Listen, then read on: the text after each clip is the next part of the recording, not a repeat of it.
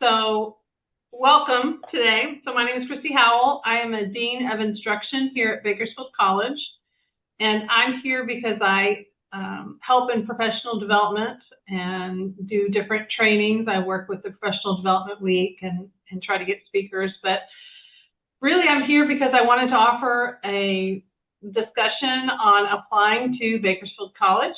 I want to encourage people to apply. We have a lot of job openings this year. We're actually hiring about 50 folks in all kinds of different areas, and we'll talk about the hiring process. Teresa, if I go too fast, let me know if I need to slow down. I will, thank you. Thank you. I'll have a PowerPoint that I'm going to go through, but we have a few guest speakers that will come and present some information to you as well. So I will start the PowerPoint. I'm a pretty flexible presenter. If you have a question, feel free to just let me know. If I think it will be answered later in the discussion, I'll tell you, great question, let's pause on it. And if I don't think it'll be answered later, I'll answer it right now. So let me start with sharing my screen.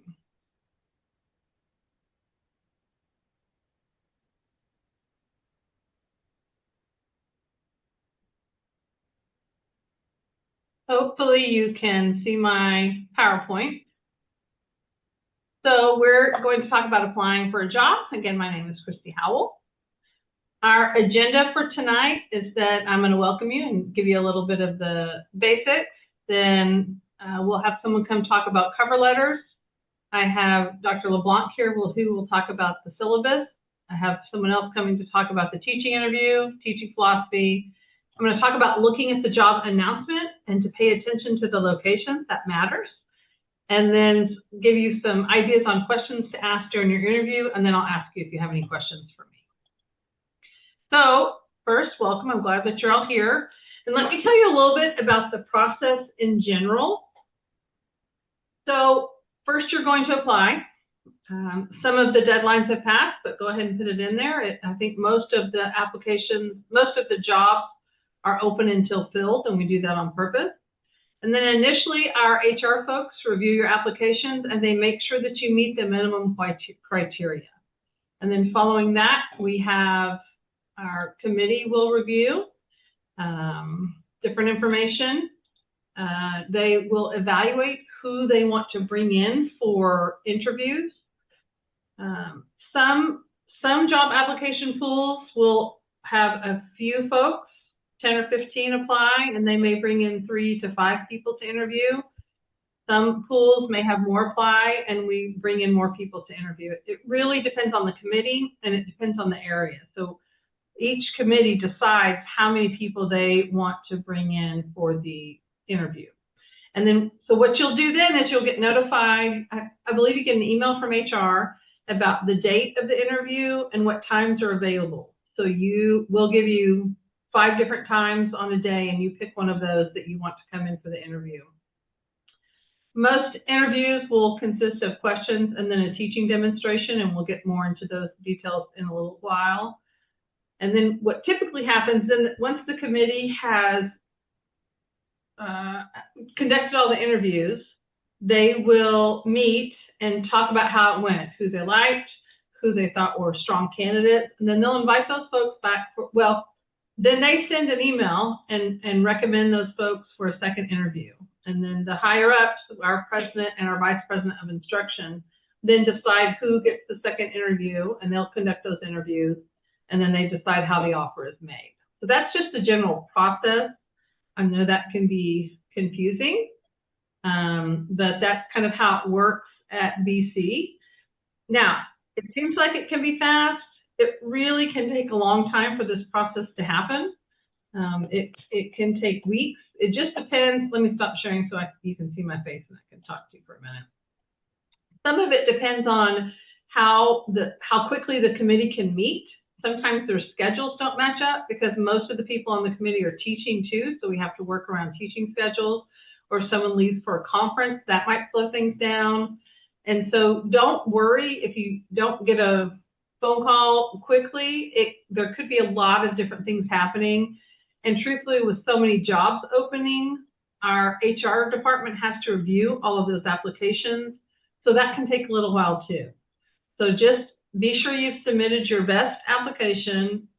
And then the hardest part is you have to be patient and wait to see if you get an interview or not. Does that make sense for everybody? Are there any questions on kind of how that initial, just the process in general works? I don't see any hands up. I'm just checking real quick. Excellent. And so, Ginger, do you want to go ahead and do your section since you're here? Sure. So Christy has asked me to speak a little bit about the creating the syllabus. For those of you who don't know me, I'm Ginger LeBlanc. I'm a professor of psychology in the behavioral science department, and I also am lucky enough to be the department chair of behavioral science as well. So just Christy asked me to share a few things about creating a syllabus. Sometimes that might be a document that a committee might ask you to provide a syllabus at the date of the interview. And it's just general good information to have if you're going to be teaching adjunct at any rate. So I wanted to share with you some ideas about, let's see, Christy, you're going to let me share? Oh, sorry, yes. That's okay. Let's see if I have it open. Let's see. All right. Can you see it pretty good? We can see your Zoom. That's it? Yep, we do not see a syllabus yet. Okay. Let me see if I can get that. There we go. I think I'm successful now. Nope, I still see your Zoom screen. What? Oh, now I see the syllabus checklist. Okay. I was going to get mad at Faith. So, and I can send this syllabus checklist out to anyone who wants it. But it's a basic guide to creating a syllabus, and the syllabus is really something that should take some time putting together. I know that oftentimes people just get rushed and put a syllabus together. I've seen lots of syllabi in the department chair role, and some of them, quite frankly, look like people aren't even running them through a spell check. There are some components of the syllabus that are mandatory, that are extremely important to the students, to the department, to the state. And so the syllabus checklist gives you some ideas of what you absolutely should have in your syllabus. And so I'll just run through them pretty quickly. And again, I can share this with you if you're interested. First and foremost, you've got to have the course number, so the CRN, the Ginger, title. something's happened to your screen. It's dark. It's dark. Maybe it's just my screen. Yeah, I can see it. It's fine to me. Oh, okay, it's just my screen. Let me get back. Okay, I can see it. Okay. Well, Christy doesn't matter. Okay, I'll just sit quietly. Let Charlotte out. Okay, is that better? All right. Yeah. So again, I'm just going to run through this. So your syllabus should have the name of the course, the CRN, the correct semester. You'd be surprised. Some people just reuse their syllabus from the previous semester and leave those dates and don't modify it. So for example, and what I'm going to show you here in a second is Psych C1000, Introduction to Psychology, CRN 31898, Spring 2026. I'll show you this in a second. And it's really important right now to be in touch with your department chair, the people in your program, because we've got a lot of courses that have changed as a result of Common Course numbering. And so the actual number of the course, the title of the course, the description, and the student learning objectives may all be very different than what you've been teaching for the last 10 or 15 years, okay? So double check with your department chairs, make sure that you've got the right title and number for your course. Your full name should be there, email address. If you're teaching an online class, your department chair's information, email address should be there as well, as it's really important for students to have agency and to be able to contact someone if they can't get in touch with you, okay? Uh, if you're teaching online, include your Zoom link for online hours. If you've got an office space, make sure that you include that. And then if you're going to offer office hours, adjunct faculty are not required to have office hours. But if you do, then please have those listed. The Well, next and Dr. LeBlanc, these are folks applying for full-time, so I would recommend go ahead and put your 5 office hours, just because you're pretending to be here, so you can. Good point. Yep. So have your 5 office hours. Do what you would do as a full-time faculty member.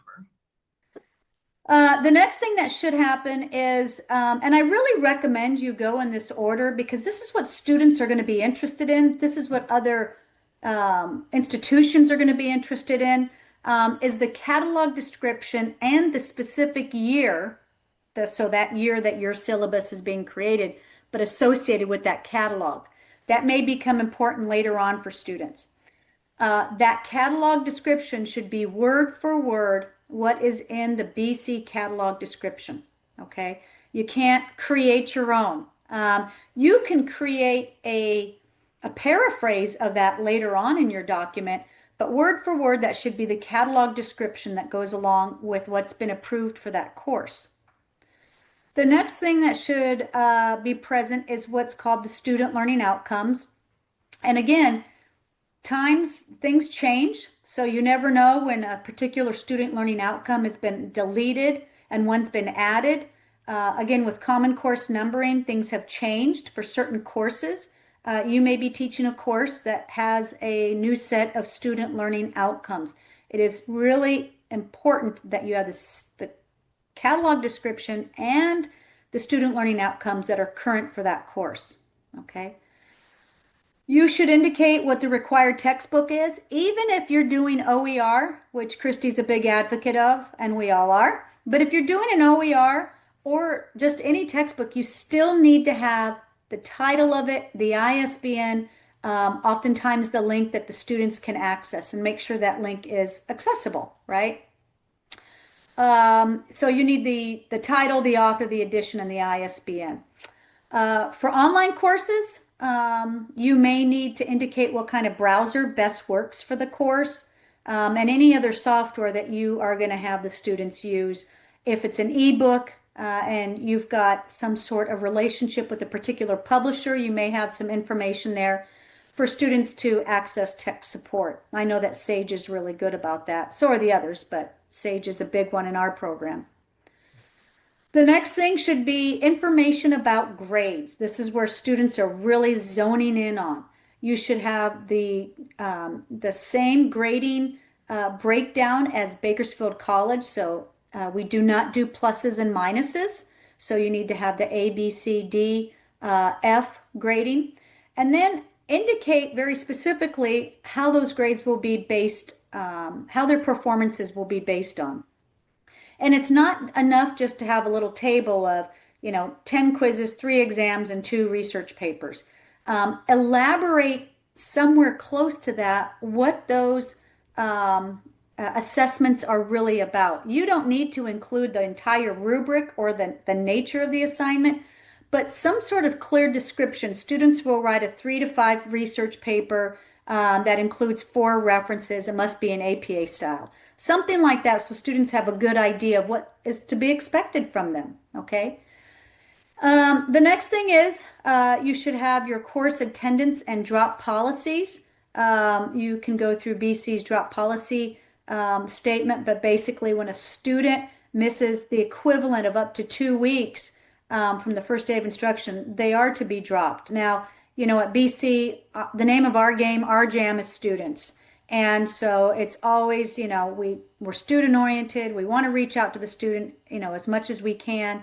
And, say, hey, what's up? Are you in this class? If you don't hear from them and you try again, well, then, go ahead and drop them.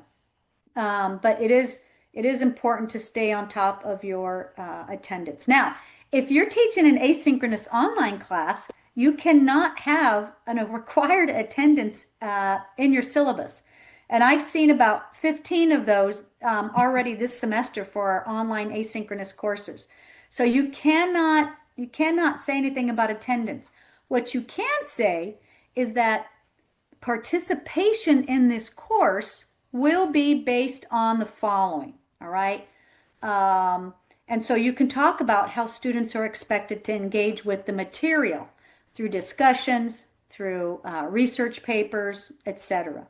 The other thing that you want to include close to this in your online syllabus, if you're teaching online, is your communication plan. That is something that's really important in terms of what can students expect from you in terms of an email response, research paper being graded, test performance, discussion evaluation. It's really helpful for the students, and that's what we're in the game for, right? That's what we get paid to do. It's really helpful for the students to know what they can expect. So, for example, in my class, research papers can take me a week in my online course to grade, or even in person. And so research papers take a little longer than quizzes, for example. But what it does for the students is they know that they're not going to hear back from you or see a grade for a week. And that's really considerate for the student, okay? So having a communication plan, talking about how students can be engaged is really important. And you should, if you're more interested in some example communication plans, you can look in the Distance Ed Handbook that was adopted by the Academic Senate last fall. And if you don't have a copy of that, we can send one to you electronically. Also, if you're teaching an in-person class, you might come up with some classroom policies, in terms of cell phones. If you've got COVID policies in your syllabus, you need to take those out, okay? Also, if you've got resources listed in your syllabus, double check to make sure that those are actually active. I see a lot of Habit of the Mind and some other resources that really aren't kept up to date. So, double check with your department chair or some of your other colleagues and have somebody look at your syllabus. And then you want a course content outline of weekly assignments with certain dates. You want to include the important dates of that semester. So dropping without a W, dropping with a W, when a final exam is going to be, all those important dates should be there. Then, or somewhere in there, you need to make sure that you have an academic integrity statement. At this point, the district and Bakersfield College does not have a particular adopted AI statement, but we do have one from the Office of Student Life that we can share with you. We also have a very specific statement, paragraph about DSPS that needs to be in your syllabus as well. So at the beginning of every semester, Dr. Demania sends out a host of information that should be included in your syllabus. Now that said, you want to be very careful on that syllabus to not write a dissertation, all right? You don't want to include absolutely every resource that's available to students. I proofread a 25-page syllabus the other day, so you want to cut it down. You want to be thorough and clear, but a lot of those resources you can just drop into your Canvas course, even if you're teaching an in-person class. Just drop them in the modules for students to have, all right? They're more likely to read, a 3-page or 4-page syllabus than a 25-page syllabus. And I'll just show you real quick. Last share, Christy, I promise. Let me grab this. I've got a really nice syllabus. If I can find it, let me stop sharing. It's embarrassing that I can't find it. I'll hear about it from Christy later.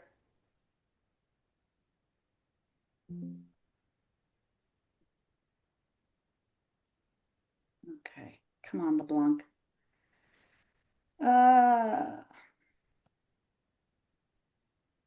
I know, Faith, you're enjoying this too, watching me sweat over this. Okay. We've all been there. It's fine. While she's looking for that, I'll reiterate, sometimes we have people applying for a position who have not taught or have not taught recently. Let me encourage you can create whatever syllabus, create the syllabus for the class that you want to teach. Choose a class look in the department that you're applying for and choose one of the classes that they teach, and then make that your syllabus. So here's a sample syllabus of our C1000. This is a class that recently has undergone the Common Course number, and you guys can see this, right? Yes. Yeah, Yep, okay. we got it. So, you want to make sure it's accessible. So there's the course title, the CRN, the professor's name. It's well organized. You can take your syllabi and drop them right into ChatGPT, and it'll make it look really nice. It'll spell check it. It'll format for you. It's a great tool. All right. Just make sure that you get all the correct information for that tool to use. And then there's the BC catalog description, student learning outcomes, important dates, a well-organized table of scheduled events. There's the course assignments, a brief description of each. Notice that there are links in here. Faith will like this. We've got library links, paper, exams, and then there's some other information regarding class expectations. I know I'm going through this rather fast. And then there's the grading policies with the grading scale. And then just some other general policies. All right. So you guys get the point. I'm happy to share any and all of that. I'm happy to help you with your syllabus. If I feel like I've become, I don't know if expert's the word, but I've seen my fair share, and I'm happy to look at yours if anybody has any questions. And that's all I've got. I would make sure too on your syllabus where she had the chart of the different chapters and what day they're covered. You have to have a content. You can't just put chapter 1, week 1, chapter 2, week 2. It needs to be whatever topic you're covering that week. Yes, Dr. Bly. Oh, you're muted. Also critically important is it has to be completely accessible. So if you haven't done accessibility training, all the headings, if it's bulleted, it has to be bulleted. With that as well. Yeah, so make sure that everything goes through a complete accessibility check, and you need to do that in Word, not in Adobe.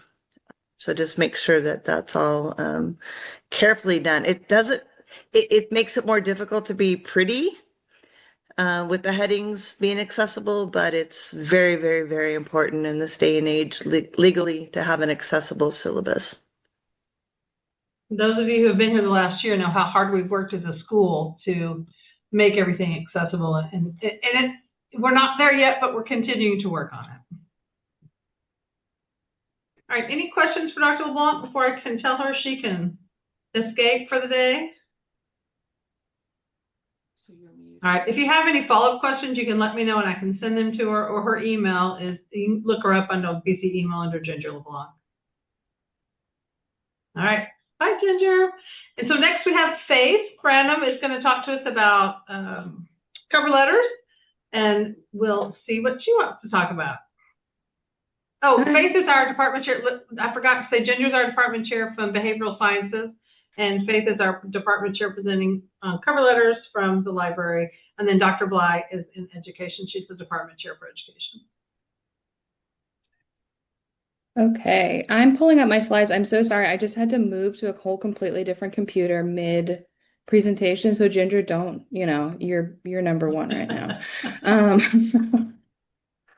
All right, I'm here to talk with y'all about cover letters, and I was excited that Dr. Howell wanted me to talk about this because I love cover letters, and I know that most people hate them.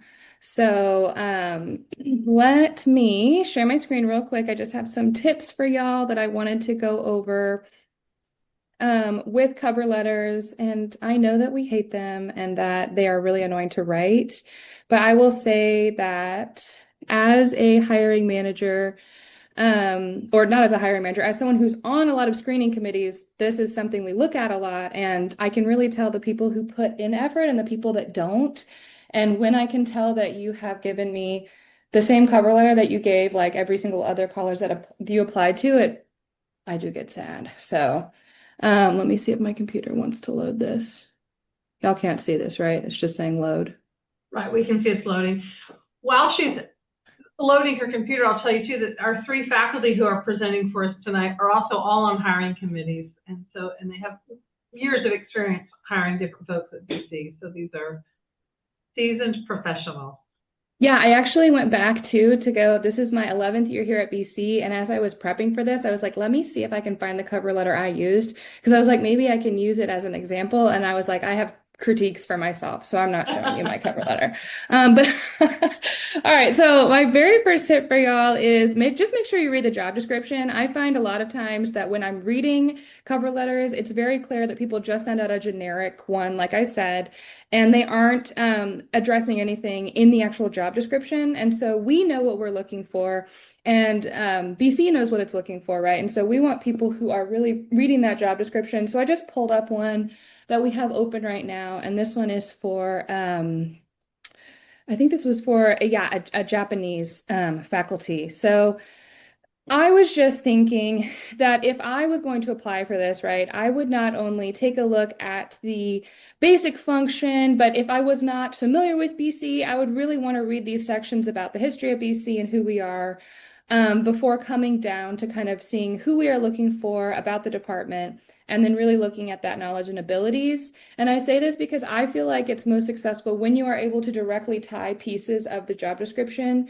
and you're able to not necessarily quote, but paraphrase or even use direct language from the job description in that cover letter. That's going to really help people who are, sometimes reading through, like Dr. Howell said, like dozens of applications, right? So if we can tell that you have spent time reading the job description and you've done a little homework, it does help us out, and it makes us feel like you did care when you were writing this. So I have some questions to think about as you are reading the job description, right? Like, what do you think the hiring committee is looking for based on a scan, right? So if we were scanning this, obviously we need someone who has minimum qualifications in Japanese. But what else are they looking for, right? We know that it says they're recruiting faculty with demonstrated excellence in the field. So we might want to look through diversity as a core value, kind of looking through and seeing what exactly BC wants, and then reading through that knowledge and abilities. But also, where do you fit in, right? What do you think you could bring to the department or to that position that other candidates might not be bringing, right? Because that's really the point of your cover letter, is you're trying to go beyond your resume. I feel like sometimes people don't understand that you shouldn't just be rehashing your resume. We see your resume and we can read it, but I want to know how that resume translates to this position, right? So that's where the cover letter comes in and really what it's doing there. So as you're reading the description, think about where you fit into this position and what you could bring. And then while you're doing that, showcase your knowledge of the college, right? So here at BC specifically, it's nice if you know things like a lot about BC and our mission, but I've noticed that sometimes candidates, it's clear they haven't really been on our website. They have not really taken a look at anything specific to BC that shows why they care about this college. I know you want a job. I understand. Like when I was applying, it's rough out there to get a full-time position. You might apply to dozens and dozens of positions and you're like, yeah, I want this job because I want this job. But we need to understand why you want to work at BC. And I think it's also really important when you're applying for a community college to really talk about the community college mission and why you want to work at a community college. That's something that I think is really valuable. When I was applying for jobs, I specifically wanted to apply to community college because I really connected with the mission. And I noticed that people, when I told them that, would be kind of snooty about it and be like, well, don't worry, one day maybe you'll be able to work at a four-year school. And I was like, no, I'm applying to these schools on purpose because I really value the mission of a community college. So I think if you can make that come across in your cover letter, that you understand what the mission and purpose of a community college is and that you're excited to work at one, that is really useful and helpful for us to know that you kind of understand what to expect when it comes to community colleges, right? Why do you want to work at one, and why BC specifically? So what do you know about BC? I recognize several people in the room, so I know that a lot of you are already working at BC, so you know a lot of these things, but make that come across, right? Like you're part of this community. Why do you value it? Why do you want to stay here, right? So Faith, I'm going to pause you for a second and point out some things that we look for. So really 2-year compared to 4-year, 2-year very student focused. In your cover letter for 4-year, you might talk about research interests, you might talk about grants that you've written. Really, at BC, we want you to talk about students. And something that happened today is we officially announced that we're now a BSI, which is a Black Serving Institute, as well as a Hispanic Serving Institute. That's really important to us that we're serving different populations. And so please, if you've already submitted your application, that's okay. But when you get your interview, think about ways to talk about experience that you've had with those communities or how you're looking forward to working with those communities. Yes. And then, yeah, how can you contribute to the department's needs? If you don't know a lot about the department, like if you're not currently an adjunct, that's fine. But think about like what kind of research can you do? Look at the department webpage, figure out what kind of classes they teach, look at the catalog, maybe figure out what you might be doing if you were going to be working in that department. And like Christy said, or Dr. Howell, I'm so sorry. Like Dr. Howell said, you want to think about, the students that you'd be interacting with. You're going to be teaching a full load of courses. There's no research requirement here. So all really important things to think about. And then you're going to want to directly connect your skills and experience to the job requirements, right? So those things that are listed, you have your minimum quals, which presumably you know that you have when you're applying, but then you want to take a look at those skills and abilities that are listed and think about that in context of here's what I will be doing day in, day out. I'm going to be teaching students. I'm going to be doing all the work that comes with that. Maybe I'll be doing some service to the college and all of that good stuff.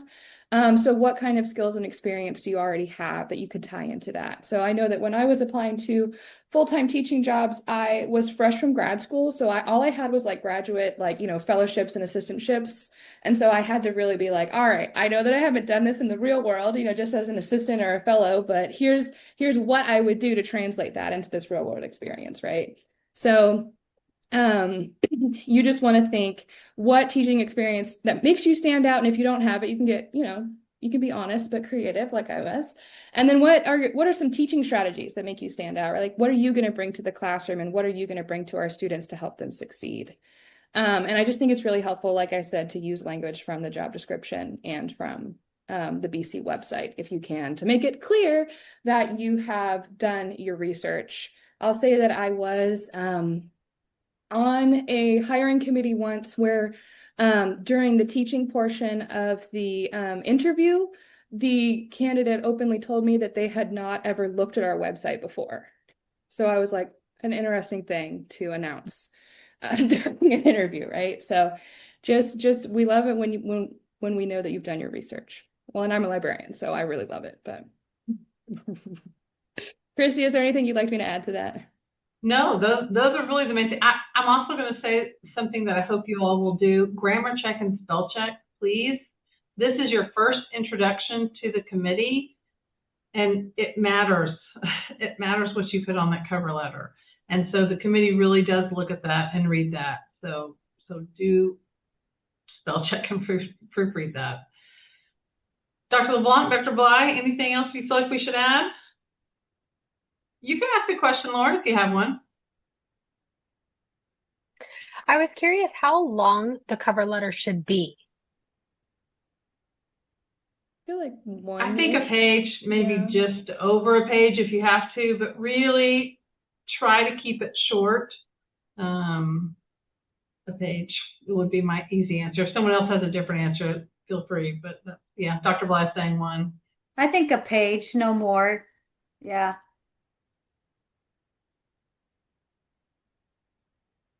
Okay, that's it for cover letters. Thank you, Faith. That was wonderful. We appreciate your time. And Dr. Bly is here. She's going to talk to us a little bit about the teaching part of the interview. Everybody, and thank you, Teresa, for all the work you're doing for us. We really appreciate you. You're an important part of our world in teaching and everything else. So thank you. You're welcome.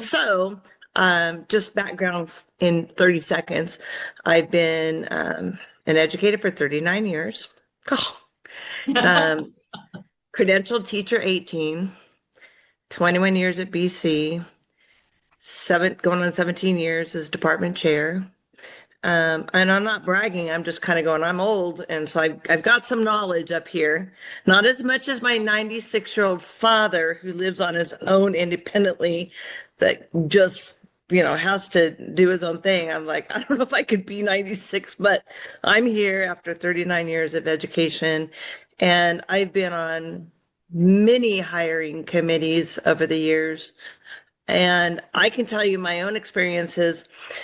I was hired 21 years ago at Bakersfield College with zero adjunct experience at Bakersfield College, zero. And I think we don't rely on your affiliation with Bakersfield College and kind of sell yourself, because I had to sell myself hugely.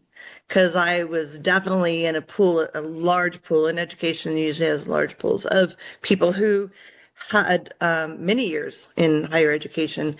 And I had to really work in my cover letter to make those connections of how what I was doing in 18 years in K-6 and what I was doing in some of my programs at, helping in CSUB and things, but I never adjunct.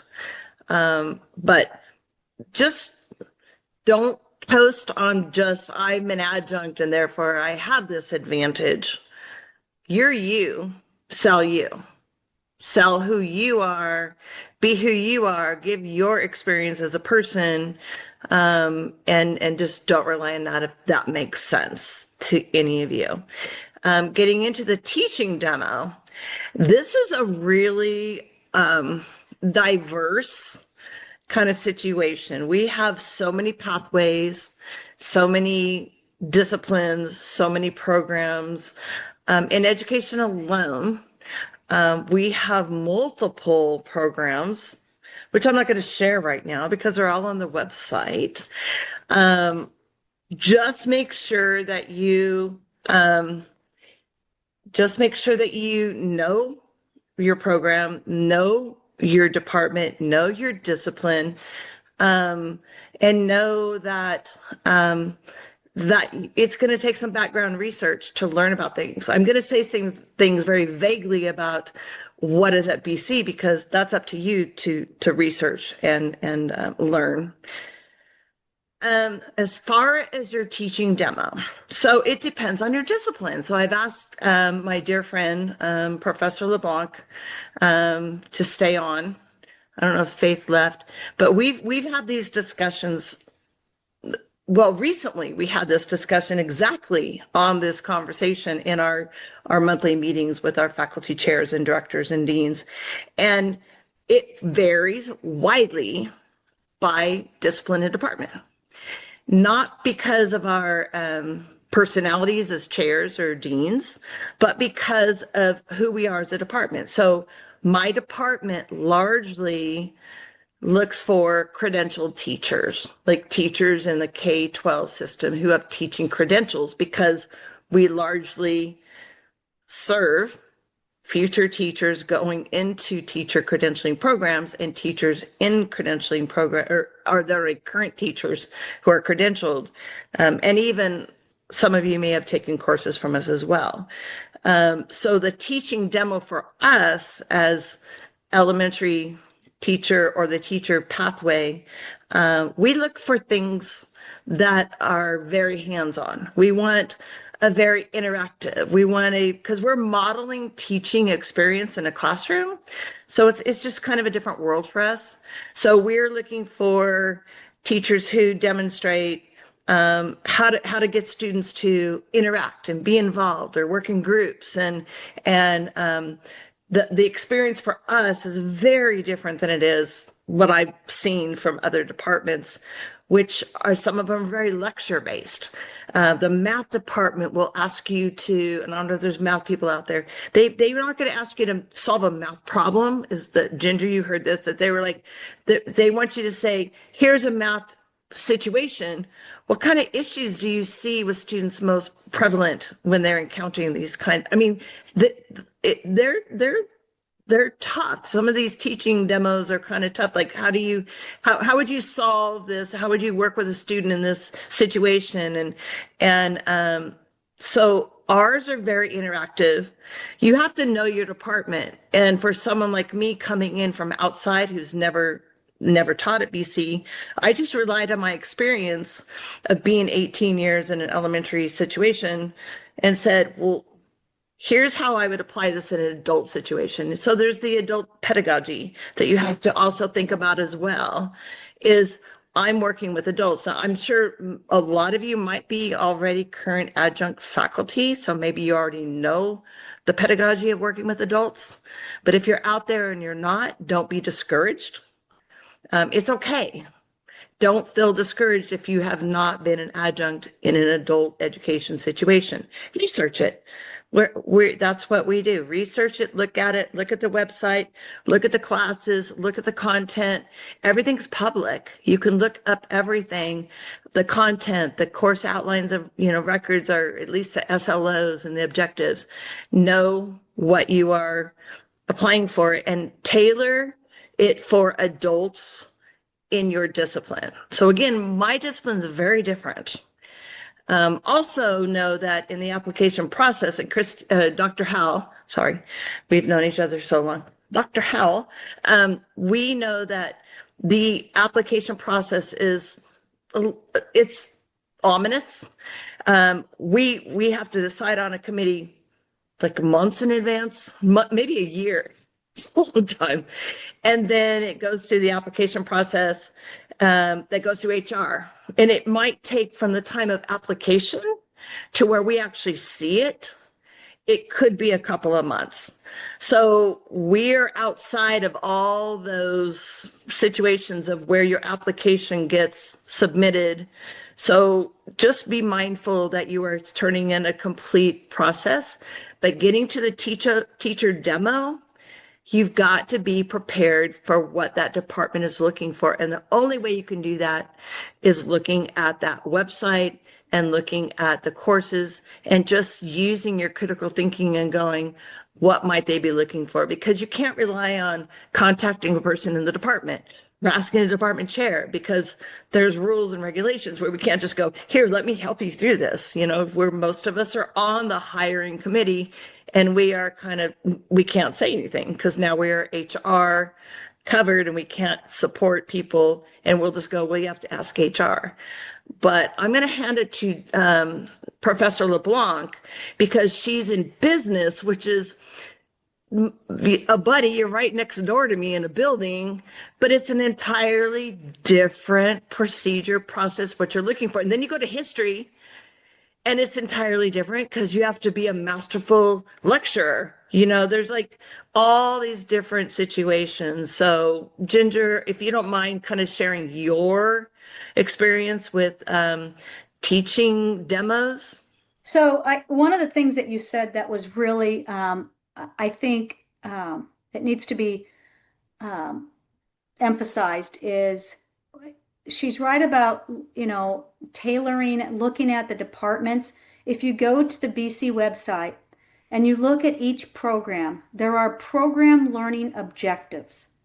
And those program learning objectives speak to what do we expect our students to be able to have or do once they leave the program. So I'm just going to give you an example from psychology. So from psychology, we are preparing students to enter a 4-year program. So they're supposed to have a foundation of knowledge and prepare them for people that want to go into the helping profession. So counseling, marriage, family, that kind of thing. People that are interested in going to research or going to graduate school. So I think Dr. Bly's right in that, take a look at the program learning outcomes. That said, the components of the interview itself, so the questions are important, but if I had to weight the questions over the teaching interview, if you don't do well on the questions, the teaching interview can really salvage your performance. We are in the business of teaching students. And that said, go in there very prepared. We're looking at you at the candidate like, is this person, what are they going to be like in our classroom? And so in many ways, not only are you just doing whatever the teaching demonstration topic is, but we're looking at the mechanics, the style, the way that you teach. Are you throwing critical thinking in there, which is an important pillar in our strategic mission, right? And so really take that teaching demonstration and spend some time thinking about it. It's not just a kind of going through the motions. And I've seen that before where somebody's answered the questions great, but they just kind of go through the teaching motions like remember the old, the way that they would say teaching, this is not a good way to teach. You just open the student's skull and you pour the information in. It's a straight lecture. That's not going to help our students. We have students that really are first generation. They need help. And that's what we're in the business of. So I would take the teaching demonstration very seriously. Think about what kind of teaching or teacher are you portraying. Does that kind of help, Kimberly, get at what you It's were funny. looking Did at? I say business? It's like you're next. Sorry. That's all I right. have like so many friends there that are department chairs. It's still the have a same degree in idea, though. psychology. Yeah. I was borderline going to psychology as my master's, but I'm so old. Back then, they didn't have any master's programs anywhere in the vicinity of Bakersfield to get into, and there was no such thing as an online back then. But Ginger, do you have a preference? Like, we're not really into like PowerPoint presentations where they just show a PowerPoint and they talk about what it is. We're more like do an actual interactive, like teaching, like this is real students. What about your department? So, we do look at one of the things is, are you bringing in multiple ways of getting the information and sharing it? The teaching demonstrations are typically 10 to 15 minutes. So you don't have a lot of time. I've been on a lot of committees. Philosophy is the most interesting of the ones. There's lots of interesting things that go on in those teaching demonstrations. But oftentimes, a PowerPoint is, I think, the structure, it holds the information together. But there are so many teaching resources out there that this is really where you can get creative. You could bring in lots of, short video clips. I would not play 3 or 5 minutes of a YouTube video clip. Think about, you've got 10 minutes or 15 minutes, what can you do? And the other thing I would stress to you is if a committee says to, that this is your teaching demonstration, and you find yourself getting a little far behind, don't just whip through it to finish it.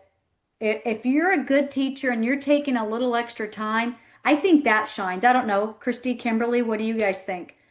I think too, that's going to happen in real life. You're going to get into whatever you're talking about and go a little bit longer than you had practiced. Yeah. That's okay.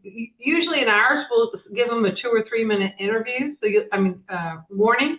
So they'll kind of know to wrap it up. And so you can literally end it with, class is over, next class, I didn't get to finish all of this, so we'll do what you would normally do, bridge it to the next class meeting and talk about how you're going to pick up where we left off. And for us, in behavioral sciences, we're always looking for some kind of interaction with the students. If you stand up there and just talk at us for 15 minutes, oh, sorry. We really want to see you. And how are you going to interact with the students? So even here, we're trying to look to see what questions we have and answer them as we go and use examples. I will say too, have plan B. Be ready if there's something goes wrong. I applied to work here about 8 years ago, and during my teaching demonstration, the computer broke. So I had a PowerPoint, I had all my slides, and it was not there. So I had expo markers in my bag. I had hard copy handouts just in case. So I handed those handouts real quick, and then I just wrote on the board. It was terrible because my handwriting is bad, so I had to write really slowly. But just like teaching, plan B happens sometimes. And we can't control that the computer broke, I'm convinced they did it on purpose to watch me sweat, but it worked out. Dr. Bly. So I'm going to answer Lauren. We do give a teaching prompt. It's never a perfect situation. We try our best to make you successful. I'm going to tell you that right now. We sit and we talk in these committee meetings well before we ever see an application. And again, applications we don't even see until maybe 2 months down the road. As things are, filling and getting prepared and getting ready. And then we get, the applications, we review those, and we finally get to the application review and discussion.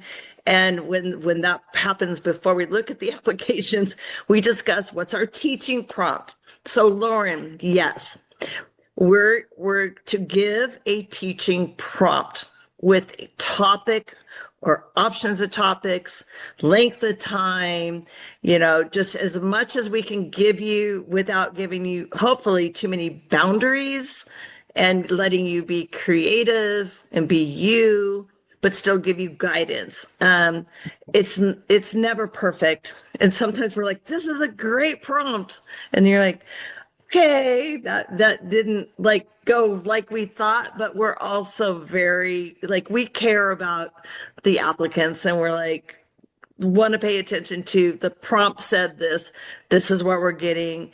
And yes, so the answer short, yes, we do, Lauren, give a prompt and we give you those guidelines. And in our case, I'm not know about you, Ginger, and you're in the same department as Dr. Howell, but we do give who's your audience? And so in our case, we always try to give the audience and say, we're your audience. We're your first time freshman students in XYZ class, and, kind of give you as much of that as, but others are, I don't know, I don't know your teacher prompts in your area, Dr. Howell and Ginger, but we're we like to be the audience and be the students.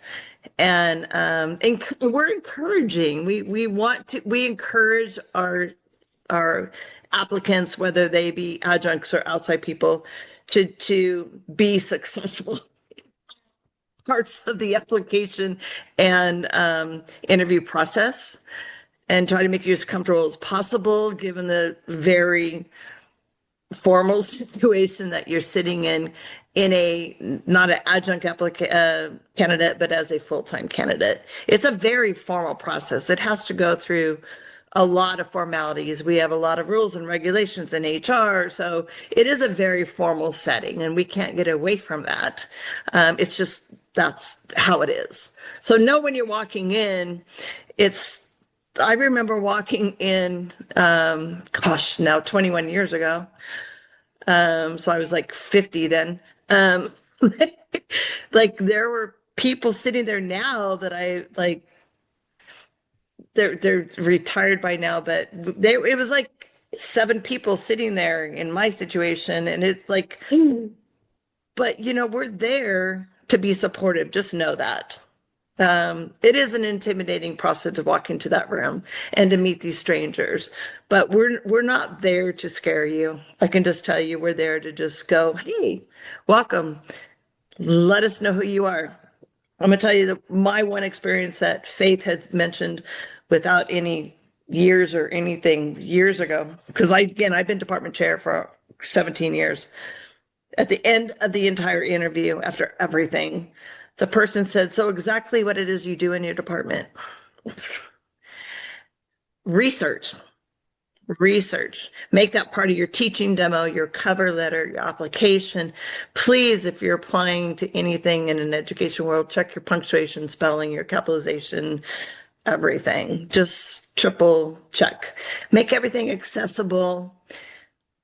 Make everything, share your skills and experiences that actually demonstrate your knowledge of 2026 needs in community colleges. Accessibility, online teaching, humanizing education online, being in a classroom. Know what you're applying for, and the teaching demo will follow. I'm also going to tag into that, know where you're applying for as well. If you're job announcement says rural or early college, know what that means or look it up. Or ask your department chair, what does it mean for rural? For us means you might be in Delano, Wasco, Shafter, Lost Hills. Early college means you're the first person that teaches our early college classes. Arvin/Southwest means you're going to teach at Arvin first and then Southwest. Main campus, if it says nothing, then that's main campus. RSP means you're going to teach in our Rising Scholars program, and that can be 6 different locations. And so know where you're applying for. Or sometimes in a job announcement, I think someone mentioned art earlier. You know, art has many different subtopics. And so it might be art, we want a painter and not a sculptor, or those different kinds of things. In psychology, sometimes we want someone who can teach stats. Stats is we've got to be able to teach stats or not. And so really look at the details of the job announcement and make sure you know what you're getting into, because I would hate for you to apply for a job and then be unhappy with what you have. So be careful. Anything else, Professor LeBlanc? Or? No, I think you guys make good sense and all that. Yeah, I think the teaching demo just kind of encapsulates all aspects of what you're applying for. If you know what you're applying for, tie that into what you're doing, know your department. And if you don't know your department, research and just see and find out what you can. And again, it's a process. I remember applying in January of the year that I applied 21 years ago. And I got the job announcement in May. No, end of May, almost June. And so it's a process. And the most important thing, make sure your application is complete or it's never going to go anywhere. Make sure that it's complete. Make sure you understand the minimum qualifications. Make sure that you're submitting everything you need to, because HR is our front line of making sure the application even gets to a committee. If it doesn't make through HR, nobody sees it. So I think that's important to know, that the upfront line is making sure the application gets through, because they do screen for everything before it ever comes close to a committee for review. And we don't accept any application information personally. If anybody sends me anything, I just say, you need to send this through the process, a NeoEd. It has to all go through there. We do not have any personal application information that comes through us. It all has to go through our HR process through the district, and that's just standard. I'm also going to recommend, there was a question on references. Make sure you talk to your references before you put them on there. And if your reference says, I'm sorry, I'm on the hiring committee, you cannot list that person as one of your references. If you already submitted and you accidentally you didn't know that person was a reference, that's okay. What will happen is if you get chosen for the interviews, they'll ask you to submit a different reference so that they can update that. There was another question, who to choose for references. So choose people who can talk about your work ethic and what kind of teacher you are. We are looking for student-focused teachers. And so really, it's really different than applying to a 4-year. You know, you really want to focus on students and how you're interested in serving the students and what you can bring to support our student population here. The next thing I want to talk about briefly is teaching philosophy. Dr. LeBlanc and Dr. Bly, you're welcome to stay, but you also can go. I appreciate your time tonight. So whatever you guys want to do. I'm going to tap out, but if anybody has any questions, you have my email. I am happy to help you out in any way I can. Fantastic. Thank you. And thank you both for coming tonight. I really appreciate it. Thank you. Thank you. So you're teaching philosophy. Most of your applications ask for teaching philosophy. Really spend some time and think about this. And really think about, what kind of teacher are you? What do you want people to know about you? For me, I'm a Vygotskian theorist, so that really influences what kind of a teacher I am. And so I talk about that. I talk about what it means to think Vygotsky's cool and has the thing, has the right theory on how we should teach and interact with folks. But that's not the only answer. There's lots of correct answers. And so think about, who do you want to be, and how do you try to connect with students when you're in the classroom and outside of the classroom, frankly. We're also looking for people who aren't just here for their teaching time and then I'm off. We want to hear that you're interested in supporting students in lots of different ways, that you want to hang out and work in your office and do office hours, and that you want students to come see you, and that you want to interact with them and get to know them. Or maybe you've noticed we don't have an ASL club, and so you want to start an ASL club or get involved with it, or you wish that it did something else. Really think about what's going on in your area and where could you expand what's already happening. Don't say what they're doing is wrong. Just say that you want to expand or do something different or reach out to this other population. I would think about, what are you going to add to who's already there? What are you going to add to what they already have going on in their department? But, okay, sorry, left turn. So teaching philosophy is about who you are and what you want to do. Let me look at my slides. I don't need to pull it back up. I can keep talking to you, but I just want to make sure I know what I'm talking about. Syllabus, teaching philosophy. Oh, also, I would think about talking some about diversity, equity, and inclusion, how you include different populations of students. That's important.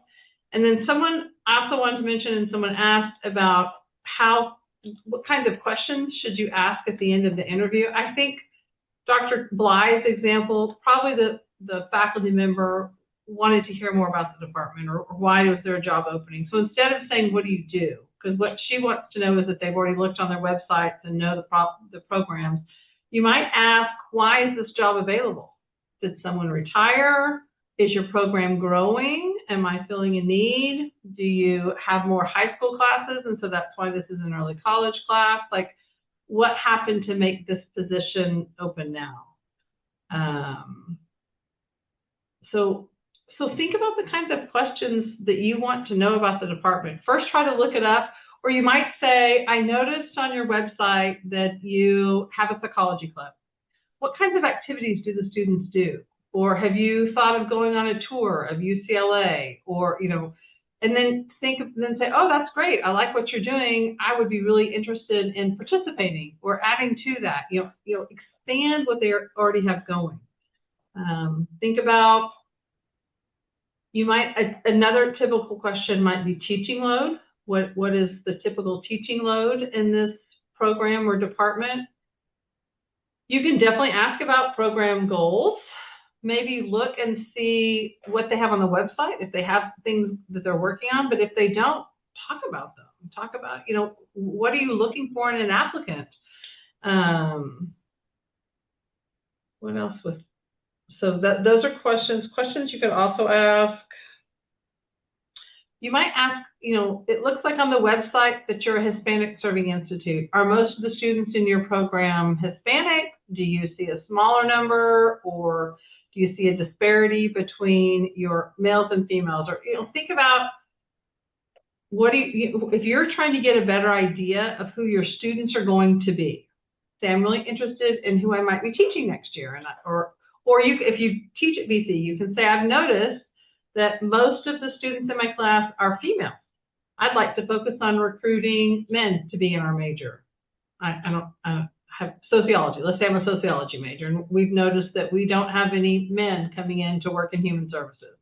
And so how are we going to recruit some more folks to come work in that field?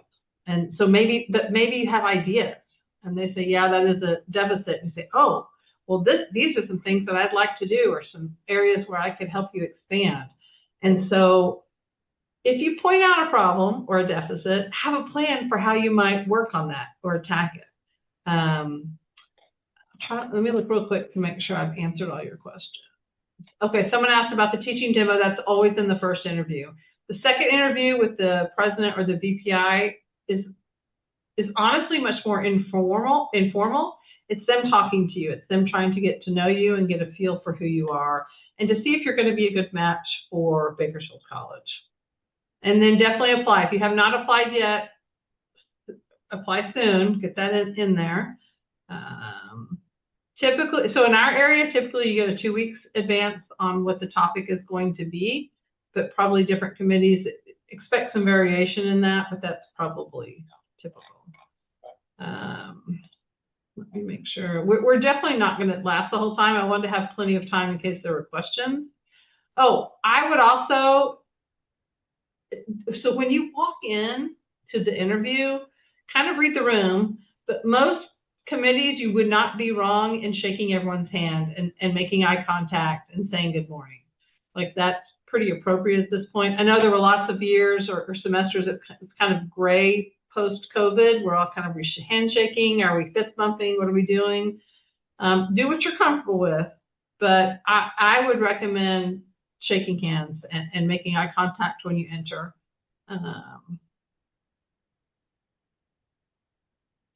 So that's a good question, Dirk. The committee will make recommendations on who because we might interview 10 people.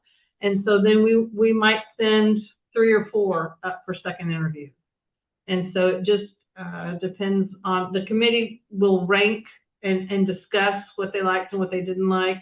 I don't think this year we send our preferences. I think we just send an email with the people we want to recommend further. But they're in no particular order. And then the president and the VPI decide what happens at the next stage. And then so I wanted to make sure, read the job announcement for location. That's really important. We have had some people in the past who didn't realize they were applying for rural, and then they were upset when they kept getting placed in Delano. That's what they applied for. And so then they thought it was a main campus position, and it was not. Now, I also get the question, if I apply for the Delano or the rural, can I ever move to main campus? That's a good question. Or RSP, if I apply to RSP, can I ever move to main campus? So right now, how the contract works, you have to be tenured, and then there has to be a position open on main campus. So like right now, if you were hired for Delano and you wanted to transfer to main campus, then you could apply to transfer to the main campus position. Oh, don't worry. If you don't shake hands, that's totally fine. Like, just make eye contact with people and say, good morning, glad to be here. Like, just something to acknowledge the people in the room. It's no problem at all if you don't want to shake hands. How many applicants? So that's really depends on the position. Some very specialized positions, we might just have 8 applicants, but I know one pool right now that has 47. So some of them have more applicants than others. Some say 1 or more. That means, so in community colleges, our budget, I'm not going to get into the whole budget, but I'm going to tell you that we're going to hire about 55 people this year. And so some of the 1 or more means, like in psychology, I can argue for a lot of positions because I had 70 sections taught by adjuncts last semester. So I need 10 people. So 10 people to replace my 100 subs or adjuncts. But so what we'll do is I might know that I'm going to get 2 positions. And then if chemistry has trouble hiring their position, then I can hire more. So I'll recommend as many people as I would like to hire. And then, so I might recommend 6 people if I'm, just in case. And then we're sister colleges with Porterville and Saracoso. So they sometimes have trouble hiring people at those colleges. And so if they're not able to get folks, then we'll take on their numbers. So we might end up hiring more people. And so then the 1 or more gives us the leeway to be able to hire more than 1 person. It's actually HR rules. So if on the job announcement, it says for 1 position, we can only hire 1 person, even if we have money or positions available, we can't add to that job announcement. But if it says 1 or more, then we can add more people.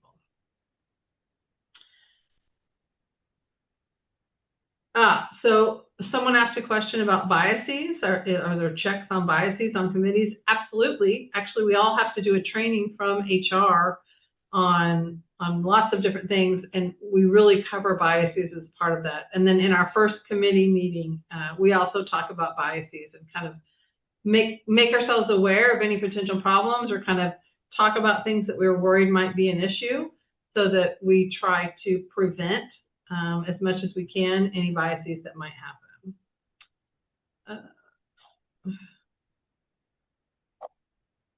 What happens at the second interview? So that's a good question. So in the second interview, it is with the president or the vice president of instruction, sometimes both. It just depends on who's available. And really, they're going to have a conversation with you. There's no way to prep for that, except what I would do is review what I know about BC, because a common question is, why us? Why BC? And so no, have a good answer besides, I really need a job. Like, why are you choosing to apply? Right? That's I have actually had someone say that in an interview. And so we're not interested in people just looking for a job. We're interested in people who want to help the students that we have at this school. And so really think about what that means for you, or who you're interested in helping. How competitive, so I answered that, how many applications for each job? It just depends on the job. But in my area, I have over 40 in each of my pools right now. Those are all the questions I see. What other questions do you have? I'll sit here for a minute and let you think about it.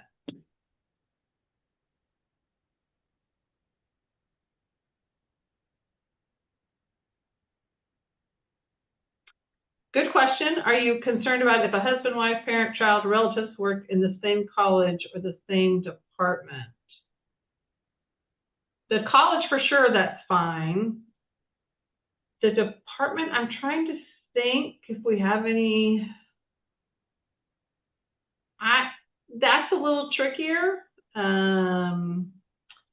There would be concerns. We definitely would not want someone from your family life to be your supervisor. That would not work out. I don't think just applying to be in the same department. You know what? That's a great question, Martha. I'm going to have to think about that and do some homework. I'll have to get back to you on that one. So in general, yes, there are certainly married couples who work on campus, but I can't think of an example right now of anyone who's in the same department. Yes, Arvin is fully open. I don't know off the top of my head if there are positions for full-time out there. I have a full-time person working out there already, so I know at least 5 positions that are there working this year. And it's open, and we're letting those classes run with smaller class sizes because we're trying to build that school up. What typically happens if Arvin doesn't need as many classes as our faculty members need to teach, then they would teach at Southwest, or they would teach online. Oh, let me talk about online teaching too. For those of you who have been around this year, you're probably aware that we have a DE RSI training that you need to take to teach online. If you have not taken that, it's okay. You don't have to. You don't have to teach online ever. You're all being hired for a face-to-face position unless your job announcement specifically says we need you to teach online. But for the most part, you're hired to teach face-to-face. Online is an option if you want it. You don't have to have it. So you should anticipate teaching all 5 face-to-face classes your first semester, because then what we'll do is give you time to take the DE RSI training. There's a DE handbook I put in the chat for you earlier. We're really trying very hard to get our online classes up to par. They have really kind of not been where they need to be in the past. And so our school is working very hard to make our online classes better. I'm so glad you guys like. So 5 classes is a typical load if your classes are 3-unit classes. Some are 4 classes if it's a 4-unit class. And so you typically teach 15 units a semester. Arvin is definitely rural. I would ask if the job announcement just says rural. Sorry, that's a hard word for me to say. If it just says rural, I would ask them if they have Arvin in mind or if they have the Delano, Wasco, Shafter area in mind. And the hiring committee, if it doesn't say that on the job announcement, you can ask that. How should adjuncts acquire recommendations to speak on the type? So hopefully, Professor Leckman, you have been evaluated. So all the people on your evaluation committee, which is typically your chair and usually another person has evaluated you, they should be able to talk to you. Or honestly, if you're brand new and you haven't been evaluated yet, I would ask one of the other faculty members in your department to come observe a class and see how you do. Or we have academic technologists on campus that are trained in pedagogy, Matt Jones, Andresian Jones, and Alex Rocky. Both of them could also come observe you. They would only have one observation, so it would not be as strong of a recommendation. Former student. I probably would not use a student. We're looking for more like supervisors and fellow teachers and folks that you've worked with. But if you're new and you don't have other folks, certainly a student is not wrong. Do not use family members. I have had people put their parents or their husband as a recommendation. Don't do that. You want someone other than your family to be your recommendation person.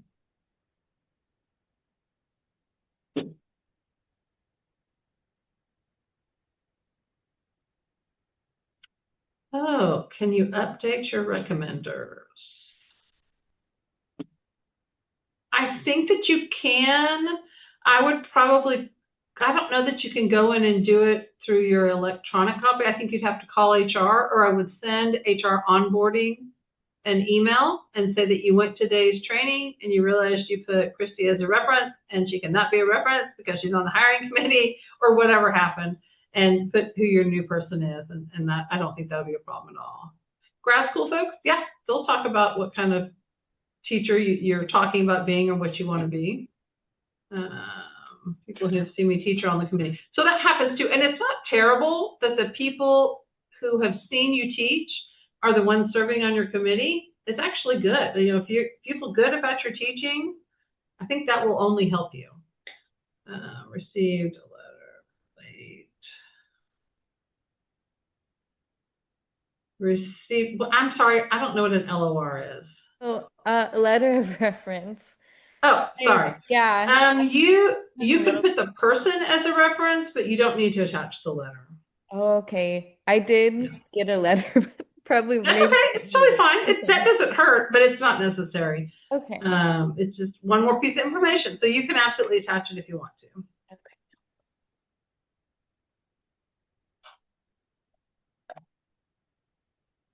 Christina, I hope that's a fun drink.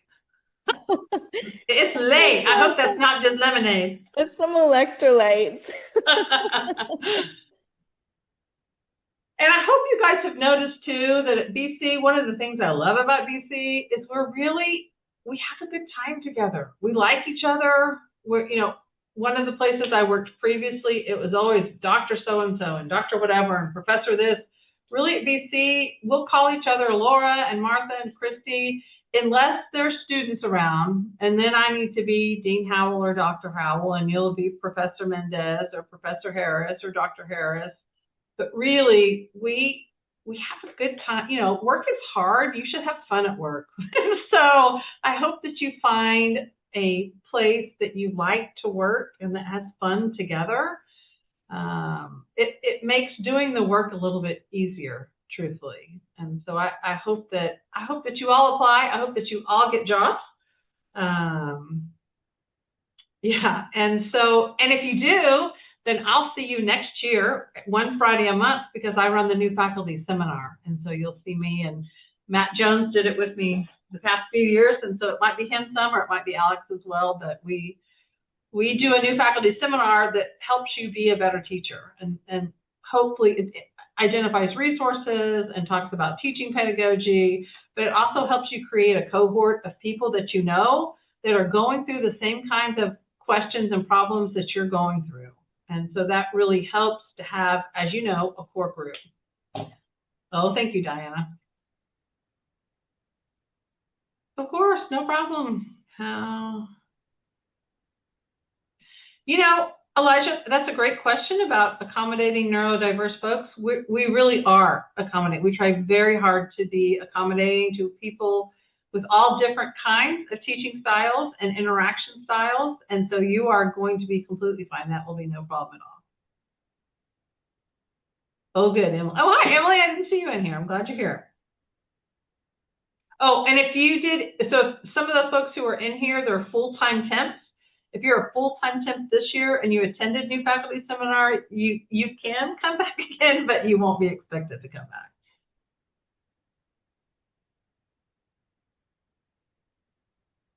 Good. Thank you, guys. You guys are all so nice. Thank you. And I'll just hang out here. I'm finished with the official part. I'll turn off the recording, but I'll hang out until the last person is here in case anybody has any more questions or wants to talk to me. Thank you. You guys are all super nice. Let me know if you have any more questions.